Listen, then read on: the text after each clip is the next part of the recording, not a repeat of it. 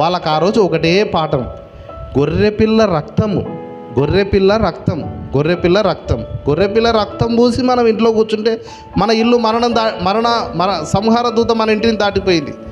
అంటే దేవుడు ఏం నేర్పిస్తున్నాడంటే రక్తం చిందింపబడకుండా పాపక్షమాపణ కలగదు. యేసు ప్రభు ఒక దినాన రాబోతున్నాడు. ఆయన రక్తంలో మాత్రమే మనిషికి పాపక్షమాపణ కలుగుతుంది. ఆయన రక్తం ద్వారా మాత్రమే మనిషి విమోచింపబడతాడని చెప్పి అక్కడ ఇశ్రాయేలీయులకు పాఠం.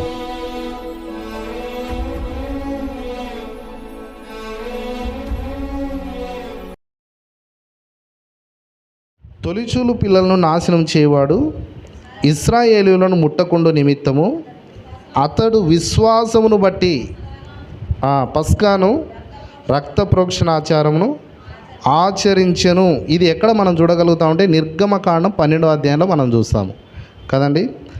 రక్త ప్రోక్షణ ఆచారం అనేటువంటిది మీరు ఒకసారి గమనించండి. ఆచారం అని అంటున్నాడు. విశ్వాసమును బట్టి రక్త ప్రోక్షణ ఆచారమును ఆచరించెను. వాళ్ళు ఎట్లా చేశారంట?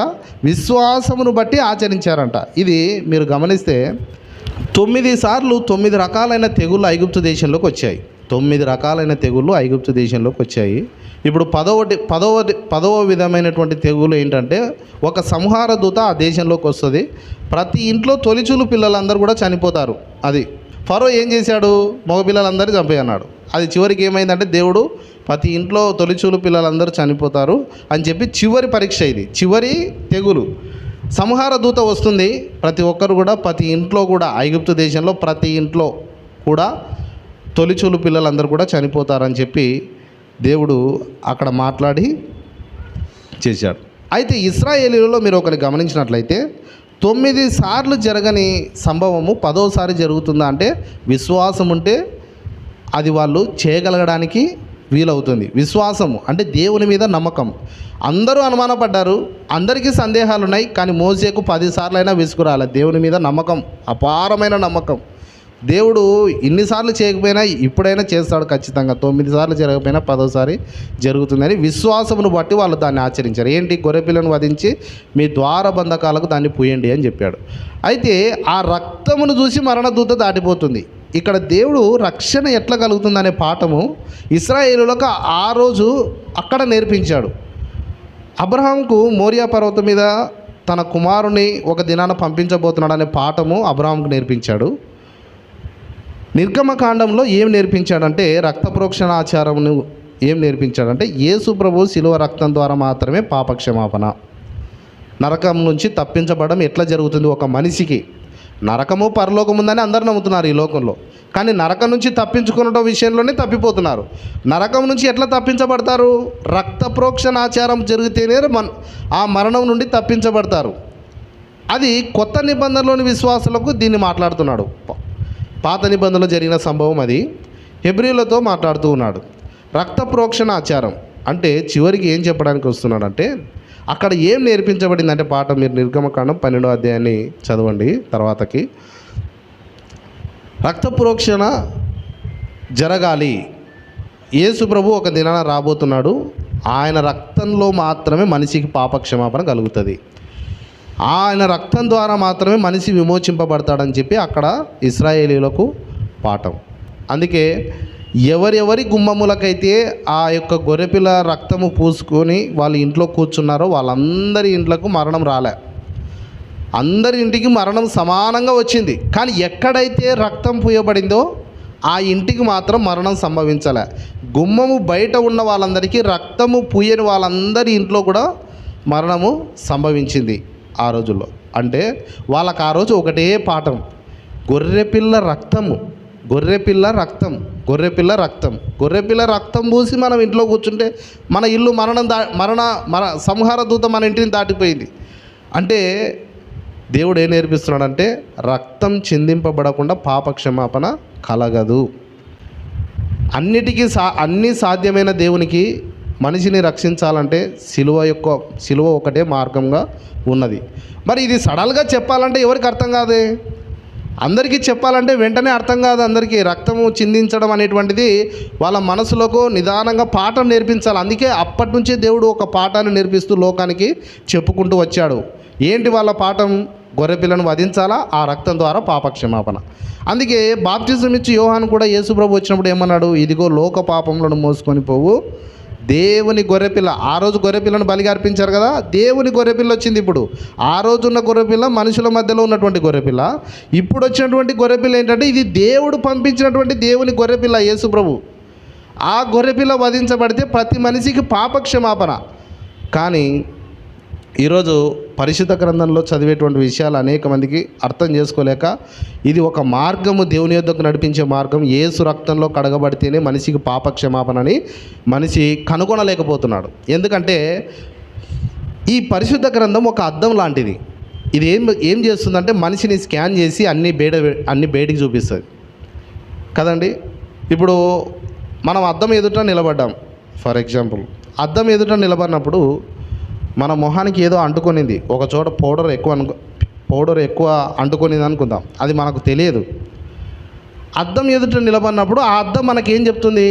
పౌడర్ కొంచెం ఎక్కువ అంటింది, ముక్కు దగ్గర ఎక్కడో ఎక్కువ అంటింది అని చెప్పి అది కొంచెం సరి చేసుకొని అద్దం మాట్లాడుతుంది. అప్పుడు అద్దం తప్పు అవుతుందా? అద్దం తప్పు కాదు, ఉన్న విషయం చెప్పింది అద్దం. ఉన్న విషయం ఏం చెప్పిందంటే అది కొంచెం మసకగా ఉంది, లేకపోతే కొంచెం మరకగా ఉంది, దాన్ని సరి చేసుకొని అద్దం చెప్పింది.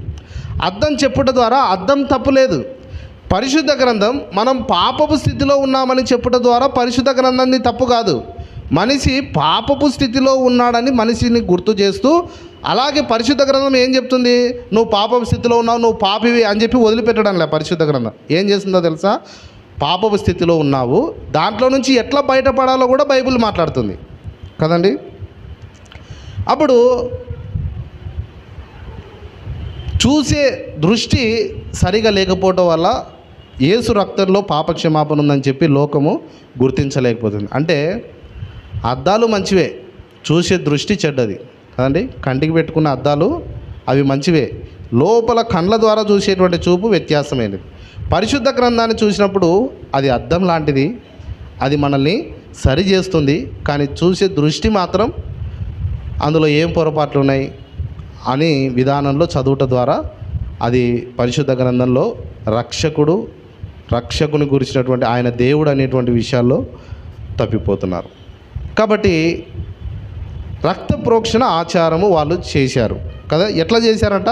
విశ్వాసమును బట్టి. కొంతమందికి అపనమ్మకం ఉండొచ్చు. నిర్గమకాండంలో మీరు చదివినట్లయితే రక్త ప్రోక్షణ ఆచారం చేసేటప్పుడు మీరందరూ గొర్రెపిల్లని ప్రతి ఒక్కళ్ళ ఇంటికి గొర్రెపిల్లని తెచ్చుకోండి, గొర్రెపిల్లని వధించి అందరికి వాకిట్లకు పూసుకొని ఇంట్లో కూర్చోనండి. రాత్రి సంహార దూత రాబోతుంటే అది ఎట్లుంది చూడనీకి అంత వెరితనంగా ఇన్నిసార్లు జరగంది. ఇప్పుడు రక్తం పూసి ఎట్లా జరుగుతుంది? రక్తం పూస్తే ఎట్లా జరుగుతుంది మాకు అర్థం కాలే. గొర్రెపిల్లను వధించి గుమ్మాలకు రక్తం పూస్తే మరణ దూత మనల్ని దాటిపోతుందా? ఏంటిది అర్థం కాని విషయము అని చెప్పి కొంతమందికి అపనమ్మకం ఉండొచ్చు. అపనమ్మకము ఉన్నా రక్తం పూసిన ఇంట్లో ఉన్న వాళ్ళందరూ కాపాడబడ్డారు. రక్తము ఏ గుమ్మానికైతే పూశారో అపనమ్మకం ఉన్నా ఆ రక్తంలో ఎవరైతే ఆ గుమ్మంలోకి లోపలికి పోయి కూర్చున్నారో వాళ్ళందరూ కూడా కాపాడబడ్డారు, అందరూ కూడా రక్షింపబడ్డారు. అంటే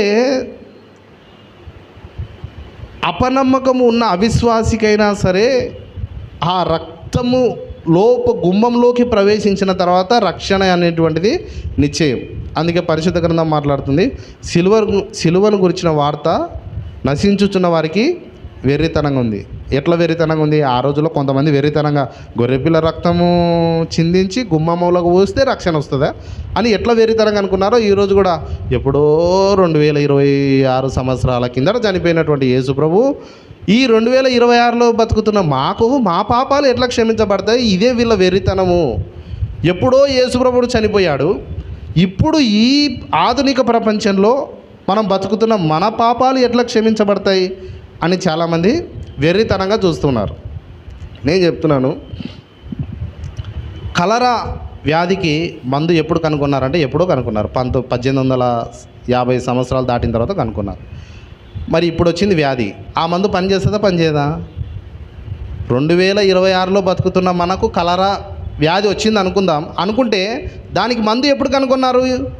100 సంవత్సరాల కింద కనుక్కున్నారు. 100 సంవత్సరాల కింద కనుక్కున్న మందు నాకేం పనిచేస్తుంది అనుకుంటే అది వెర్రితనం కదా. 100 సంవత్సరాల కింద కనుగొన్న మందు ఈరోజు వచ్చిన వ్యాధిని నయం చేస్తున్నట్లయితే 2026 సంవత్సరాల కిందట యేసు ప్రభు చనిపోయినా నువ్వు నమ్మితే నీ పాపాలన్నీ కడిగివేయడానికి యేసు రక్తం శక్తివంతమైనది. అందులో నువ్వు విశ్వసించి ఆ రక్తం యొక్క కోటలో నువ్వు ప్రవేశించినట్లయితే పాప క్షమాపణ మనకున్నదని చెప్పి పరిశుద్ధ గ్రంథం మాట్లాడుతుంది కదండి. కాబట్టి రక్త ప్రోక్షణ ఆచారము వాళ్ళు ఎట్లా ఆచరించారంటే విశ్వాసమును బట్టి ఆచరించారని చెప్పి పరిశుద్ధ గ్రంథం మాట్లాడుతుంది.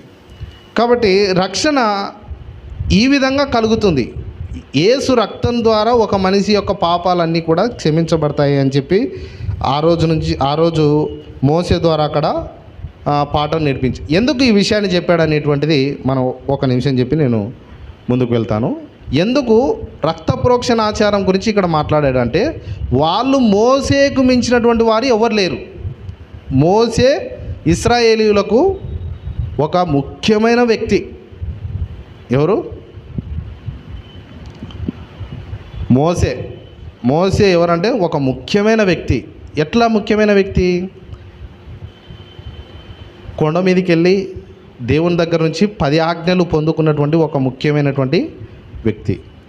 కాబట్టి మోసే రచించినటువంటి ధర్మశాస్త్రమే వాళ్ళకు ముఖ్యం. ధర్మశాస్త్రంలో యేసు లేడని ఈ హెబ్రీ మార్గంలో ఉన్నటువంటి వాళ్ళ ఆలోచన. ధర్మశాస్త్రంలో యేసు లేడా? మోసే మాకు ముఖ్యం. యేసు ఎవరు? నిన్నగాక మొన్న వచ్చినాడు. మోసే మా పితరులు అబ్రహాం యొక్క సంతానం. మోసే ఎంత గొప్పోడు తెలుసా? పర్వతం మీదకి వెళ్ళి 10 ఆజ్ఞలు పొందుకొని వచ్చాడు. కాబట్టి మోసేనే మాకు ముఖ్యం. పాత నిబంధనే ముఖ్యం. పాత నిబంధన చెప్పిన ఆ కట్టడలు అవే మాకు ముఖ్యం. కాబట్టి క్రియ చేసి రక్షించబడాలని వాళ్ళు ఆలోచనలో ఉన్నారు. యేసు ప్రభు నిన్నగాక మొన్న వచ్చినాడని చెప్పి కొంతమంది తప్పుడు బోధలు బోధిస్తూ ఈ రోజుల్లో తప్పుడు బోధలు బోధిస్తూ మనల్ని యేసు నుంచి దూరం చేస్తారు. చూడండి, యెహోవా సాక్షులని, పరలోకపు తల్లి అని, అన్నీ తప్పుడు బోధలే. ఇలాంటి వాటికి చిక్కినామనుకోండి, వేటగాని వలలో చిక్కినటువంటి పిట్టెలేగా. ఆ పిట్టెల్ని రక్షించాలంటే కష్టం. అది వలలో పడిన పిట్ట వేటగాని ఊరిలో నుండి తప్పించుకోలేదు. అలాగే దుర్బోధల విషయంలో మనం జాగ్రత్తగా ఉండాలి. ఆ రోజుల్లో కూడా అదే బోధ. యేసు ప్రభు నిన్న కాక మొన్న వచ్చినాడు, యేసు ప్రభు రక్తంలో మీరే, మనకు మోసే ఉన్నాడు పెద్ద వ్యక్తి అంటే మోసేనే ఒక మాట చెప్పాడు. ఏంటి? నా వంటి ప్రవక్తను దేవుడు మీ మధ్యలో పుట్టిస్తాడు, ఆయన మాట మీరు వినాలని చెప్పి అప్పుడే మోసే చెప్పాడు నిర్గమకాండంలో. నా వంటి ప్రవక్తను ఒక ప్రవక్త దేవుడు పుట్టిస్తాడు, ఆయన మాట మీరు వినాలి. ఎవరు ఆ ప్రవక్త? యేసు ప్రభుని గురించి మోసే అప్పుడే ప్రవచించాడు. రక్త ప్రోక్షణ ఆచారం కూడా ఎందుకు జరిగింది? యేసు ప్రభువుకు సాదృశ్యంగా జరిగింది. మీరెందుకు సందేహంలో బతుకుతున్నారు? యేసు రక్తంలో నిశ్చయంగా పాప క్షమాపణ ఉంది. యేసు రక్తంలో మాత్రమే మనిషి నరకం నుండి తప్పించుకుంటాడని చెప్పి కొత్త నిబంధనలో సందేహాలలో ఉన్నటువంటి వ్యక్తులకు ఆ యొక్క రక్త ప్రోక్షణ ఆచారం గురించి గుర్తు చేస్తున్నాడు కదండి. కాబట్టి యేసు రక్తం ద్వారా మాత్రమే మనిషికి పాప క్షమాపణ. వేరే ఏ మార్గం ద్వారా మనిషికి పాప క్షమాపణ జరగదు.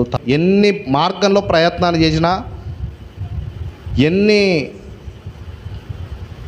ప్రయత్నాలు చేసినా, ఎన్ని మార్గాలలో మనిషి వెతికినా పాప క్షమాపణ కోసం వెతుకుతున్నాడు. కానీ అది ఎక్కడుందంటే యేసు ప్రభు యొక్క రక్తంలో ఉంది.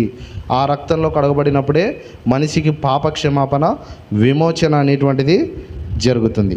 ఈ అధ్యాయాన్ని మీరు చదివినప్పుడల్లా విశ్వాసమును బట్టి అనే మాటను మీరు చూశారండి. ఏ చిన్న కార్యంను వాళ్ళు తీసుకున్నప్పుడు విశ్వాసమును బట్టి కదా, విశ్వాసమును బట్టి పస్కాను రక్తప్రోక్షణ ఆచారం ఆచరించెను అని అంటున్నాడు. విశ్వాసమును బట్టి అది చేయడం అనేటువంటిది జరుగుతుంది. ఎందుకంటే ఈ 28వ వచనము రక్షణ గురించి మాట్లాడుతుంది. ఒక వ్యక్తికి రక్షణ ఎట్లా కలుగుతుంది? రక్షణ ఎలా కలుగుతుంది? మీరు విశ్వాసం ద్వారా కృపచేతనే రక్షింపబడ్డారు. యేసు ప్రభు అని ఒకడు తన నోటితో ఒప్పుకొని దేవుడు ఆయనను మృతులలో నుండి లేపినని తన హృదయంలో విశ్వసించిన రక్షింపబడదు. రోమాపత్రిక 10వ అధ్యాయం 9-10 వచనాలు. కాబట్టి రక్షణ కొరకు మనం ఏమైనా చేసామంటే బైబిల్ ఏం మాట్లాడుతుందంటే యేసు ప్రభు ఆయన ప్రభు అని మన నోటితో కన్ఫెషన్ చేయాలి. దేవుడు ఆయనను మృతులలో నుండి లేపినని మన హృదయమందు విశ్వసించాలి. ఇది రక్షణ. ఈ విధంగా మనము రక్షణ పొందుతున్నాం. రక్షణ కొరకు ఎవరు ఏ ప్రయాస పడలేదు. రక్షణ కొరకు ఒక వ్యక్తి రక్షణ పొందడానికి ఏ ప్రయాస పడలేదు. ప్రయాస అనేటువంటిది బైబిల్ చెప్పడం లేదు. ఒక వ్యక్తి తన రక్షణ ఎట్లా పొందుకుంటున్నాడు కేవలం దేవుని యొక్క కృపను బట్టి మాత్రం రక్షణ పొందుకుంటున్నాడు. ప్రయాస అంతా ఎవరు అనుభవించారంటే యేసు ప్రభు అనుభవించాడు. మన పాపాల కొరకు ఆయన సిలువ ఎక్కాడు. మన పాపాల కొరకు ఆయన మరణం పొందాడు. మన పాపాల కొరకు మనం వెళ్ళాల్సిన నరకానికి ఆయన నరకానికి వెళ్ళాడు. ఆయన నరక యాత్రను అనుభవించాడు. కాబట్టి మన రక్షణార్థమైనటువంటి శిక్ష, సమాధానార్థమైన శిక్ష ఎవరు పొందారు? యేసు ప్రభు పొందాడు. అయితే రక్షణ ఎట్లా కలుగుతుంది? కేవలం యేసు ప్రభు చేసి ముగించిన దాన్ని మనం కేవలం నమ్ముట ద్వారా రక్షణ కలుగుతుంది. సిలువలో ఏం జరిగింది? దాన్ని నమ్ముట ద్వారా మనకు రక్షణ కలుగుతుంది. సిలువలో జరిగిన కార్యాన్ని మనం కేవలం అంగీకరించడం ద్వారా, ఆ రక్తం ద్వారా నా పాపములకు క్షమాపణ ఉందని చెప్పి అంగీకరించడం ద్వారా, అది కన్ఫెషన్ చేయడం వల్ల యేసుయే ప్రభు, ఆయనను దేవుడు మృతుల నుండి లేపాడు అని చెప్పి మన హృదయంలో విశ్వసించి పునరుద్ధానుడైనటువంటి యేసు ప్రభువుని మనం నమ్ముట ద్వారా రక్షణ ఆ విధంగా కలుగుతుంది. ఇది మీ వలన కలిగినది కాదు, దేవుని వరం అని ఎఫెసీ పత్రికలో రాయబడింది. కాబట్టి ఎవడు అతిశయపడ వీలు లేదు. రక్షణ కొరకు నేను పలాంటి చేశానని అతిశయపడడానికి ఎవరు వీలు లేదు. రక్షణ దేవుడు ఉచితంగా అందరికీ ఇచ్చాడు. ఉచితంగా ఇచ్చినటువంటి ఈ రక్షణ మనిషి పొందుకోలేకపోతున్నాడు. ఈరోజు రక్షణ అనేటువంటిది దేవుడు ఉచితంగా ఇచ్చాడు ప్రతి ఒక్కరికి. కానీ అది మనుషులు చాలా చులకనగా చూస్తున్నారు. ఏదైనా ఉచితంగా వచ్చిందంటే అది విలువగా చూస్తామా? ఏదైనా ఉచితంగా వచ్చిందనుకోండి, అది పెద్ద వాల్యూ ఇయ్యం. మనం డబ్బులు పెట్టి కొన్నామనుకోండి, దాన్ని జాగ్రత్తగా కాపాడుకుంటాం. కాబట్టి ఉచితంగా వచ్చిన దానికి దాన్ని ఫాల్ట్ ఉందేమో అనుకుంటాం. ఏదైనా దాంట్లో పొరపాటు ఉందేమో అనుకుంటాం. దాంట్లో ఏదైనా తప్పిదం ఉందేమో అనుకుంటాం. ఎందుకంటే ఉచితంగా వచ్చింది కదా, ఎవరు ఇస్తారు ఈ కాలంలో ఉచితంగా అన్నట్లు ఉంది సమాజం. కాబట్టి ఏదైనా ఉచితంగా వచ్చిందనుకోండి, దాన్ని పెద్దగా మనము లక్ష్య పెట్టాం. కానీ డబ్బు పెట్టి కొంటే దానికి విలువనిస్తాం. కానీ రక్షణను దేవుడు ఉచితంగా ఇస్తున్నాడు. కానీ దాని వెనకాల ఏదైనా క్రయం చెల్లించబడిందంటే దాని క్రయం యేసు ప్రభు ప్రాణం ఇచ్చాడు. ఆ ప్రాణము మనకు ఉచితంగా ఇవ్వబడింది. కానీ దాని క్రయాన్ని వేరే వాళ్ళు కట్టారు. లోను మనం తీసుకున్నాము, కట్టేది వేరే వాళ్ళు కట్టారు. అది ఎంత ఆనందంగా ఉంటుందంటే దాన్ని అర్థం చేసుకుంటే తెలుస్తుంది. అప్పుల బాధ మనం పడుతున్నాము, వేరొకరు వచ్చి మన అప్పులు కట్టారు. అది ఎంత ప్రయాసతో కూడుకునిందంటే అనుభవపూర్వకంగా మనకు ఆ వ్యక్తి నిజంగా నేను పాపపు స్థితిలో ఉన్నాను కదా, నా పాపం యొక్క పరిస్థితి ఎంత ఘోరమైనది, ఇందులో నేను బతికితే నిత్య నరకానికి వెళ్ళిపోతానే, దేవా మీ మహాకృపను బట్టి నేను రక్షింపబడ్డానని చెప్పి రక్షణలోకి రావడం. అంటే మన పాపాల కొరకు క్రయం చెల్లించబడింది, మనకు ఉచితంగా ఇవ్వబడింది. కానీ క్రయం ఎవరు చెల్లించారు? యేసు ప్రభు చెల్లించాడు. దాని విలువ ఏంటి?